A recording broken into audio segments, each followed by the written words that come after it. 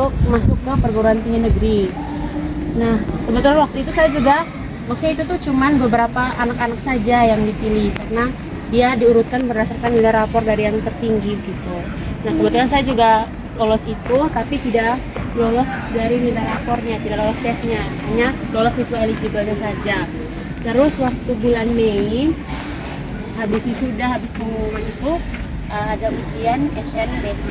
SNBT itu seleksi nilai berdasarkan seleksi masuk kampus berdasarkan nilai ujian, nanti kayak diujiankan gitu, nanti ada ujiannya, nanti ujiannya tuh di Kupang gitu. Jadi kalau misalkan kalian mau ambil perguruan tinggi negeri itu bisa dipersiapkan dari sekarang, soalnya ujiannya itu susah dan banyak tesnya. Terus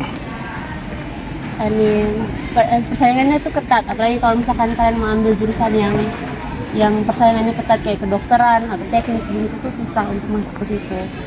Terus keuntungannya juga tuh masuk lewat jalur SNBT itu kita tidak usah bayar uang pangkal ya. Misalkan kalau kedokteran kan uang pangkalnya 200 juta, nah itu kita bisa bayar uang itu, jadi kita bisa beli 200 juta gitu. Tapi itu tuh harus benar-benar kita siap, memang kita harus belajar dari sekarang, sejak awal tuh harus belajar, terutama di matematika tuh benar-benar harus kuat memang, karena susah sekali sih, ujiannya susah sekali, benar-benar susah itu untuk dapat nilai. Jadi semangat untuk adik-adik sini.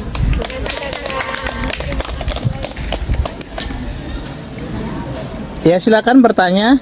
Ini kesempatan bagus nih, bisa tanya-tanya pengalaman dan sebagainya. Silakan.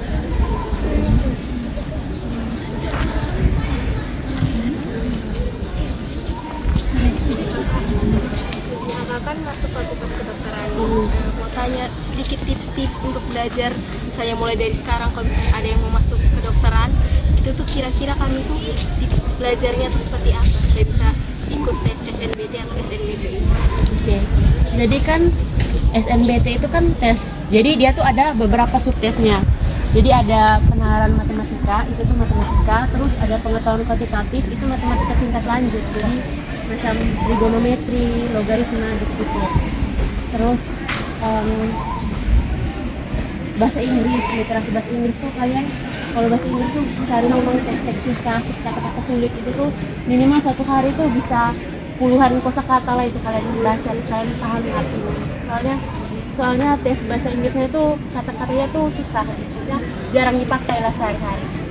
Terus bahasa Indonesia itu cari tahu memang baca cepat gitu. Jadi kalau misalkan kan ada teks, kan itu kan soalnya tuh di komputer, terus ada teks, dikasih teks panjang sekali, bisa sampai 5-6 paragraf, itu baca dulu soalnya baru cari jawaban di teksnya supaya lebih cepat. Terus kalau mau untuk ya ada soal yang bentuknya aneh juga, namanya bahasa panda. Jadi soal itu tuh biasanya cuma satu nomor saja, tapi dia bobotnya lumayan tinggi. Jadi itu bahasa panda tuh kayak dikasih huruf N, A, B, C, D, E, F, G misalkan. Nanti itu tuh ada artinya di bawah, jadi kita cari itu artinya itu apa gitu. Jadi harus pintar-pintar logika juga. Terus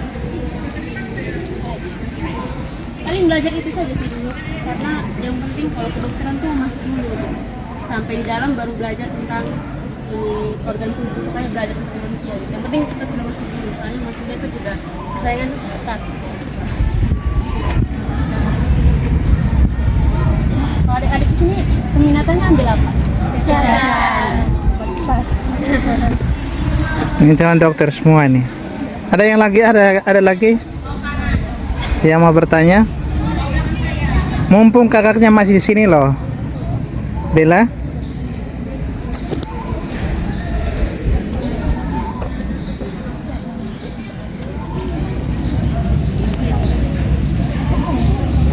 Waktu zaman COVID, jadi guru bahasa Indonesia kami waktu itu dia kasih kami project untuk buat suatu program yang jangka panjang. Terus kami bikin kutu buku, jadi kutu buku itu kayak pinjam buku gitu. Karena dulu perpustakaan fungsinya tuh kayak belum berfungsi dengan baik karena waktu COVID. Jadi kami bikin kutu buku itu, jadi biasanya anak-anak pinjam buku di kutu buku. Terus saya juga dulu ikut English Club, jadi ada 3 club yang saya ikut waktu SMA. Lumayan menyita waktu, tapi ya itu sih, maksudnya itu semua tuh berguna. Jadi ada kan waktu kuliah tuh kita tidak cuma belajar saja, tapi ada pengalaman organisasi juga. Jadi itu tuh nanti pas kuliah kalian daftar organisasi, ada beberapa kampus yang kayak wajib waktu SMA tuh kayak wajib ikut organisasi biar ada CV-nya waktu kuliah. Kalau di Undana tuh, kalau di kedokteran Undana tuh dia ini kalau tidak ikut organisasi waktu kuliah tuh tidak bisa lulus, tidak bisa wisuda gitu. Jadi wajib ikut organisasi minimal 1. Jadi CV itu penting supaya ini penilaiannya tuh bisa jelas gitu waktu kalian daftar di organisasi waktu kuliah. Terus jadi kembali lagi tadi penyesalan itu tuh ya karena saya jarang belajar, maksudnya belajarnya tuh tidak yang serius ke satu tempat gitu, tidak serius ITBK saja gitu. Itu sih paling. Jadi kayak waktu SMA tuh kan ada banyak pelajaran gitu, ada fisika, kimia, biologi, ada matematika segala macam. Dan saya tuh menyesalnya tuh karena saya tidak berusaha maksimal di matematika.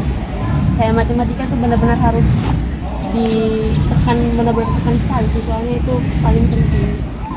Soalnya tes SMA tadi bukan berarti yang lain tidak penting, cuman kalau kalian mau fokus ya belajar, tapi tetap harus menikmati masa SMA juga ya. Soalnya saya juga agak menyesal kurang menikmati masa dan teman-teman karena sekarang sudah susah mau ketemu, susah komunikasi, susah apa, jadi tetap harus bagi waktunya harus baik. Jadi ada 3 jalur biasanya di PTN itu, ada jalur SNBT itu yang berdasarkan nilai rapor, terus yang kedua itu SNBT itu berdasarkan nilai ujian, dan yang ketiga itu mandiri. Mandiri itu kembali ke universitas masing-masing, jadi dia disediakan oleh kampus masing-masing. Jadi biasanya awal Januari itu ada pengumuman siswa eligible. Jadi siswa eligible itu siswa-siswa yang bisa atau siswa-siswa yang siap untuk masuk ke PTN lewat jalur nilai rapor. Jadi itu nanti itu mereka kayak dibagi. Jadi ada siswa yang dapat, tapi ada yang juga yang tidak dapat siswa eligible itu. Nah setelah itu kalau dinyatakan lolos itu kalian bisa lanjut langsung ke jurusan impian kalian. Kalau tidak bisa lewat jalur SNBT atau mandiri. Nah kalau jalur SNBT itu biasanya dia bulan Mei itu pakai tes.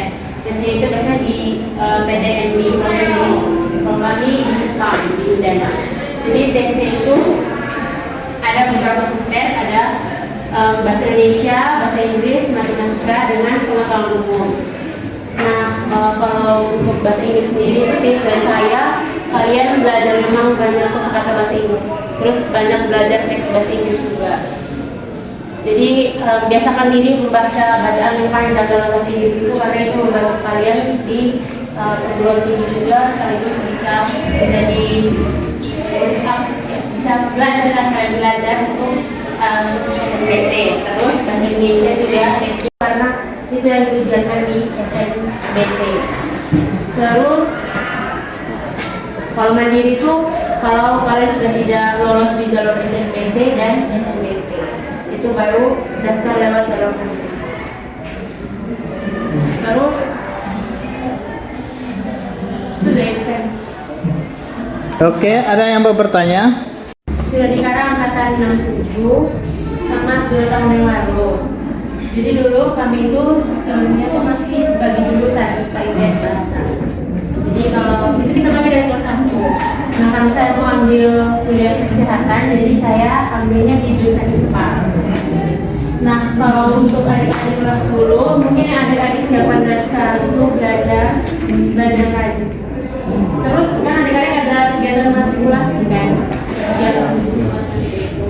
nah itu tuh adik-adik harus kuasai matematika dasar, itu benar-benar harus belajar baik-baik gitu, karena itu sangat penting. Karena itu tuh masih belum apa-apa, itu tuh sebenarnya kalau bisa dibilang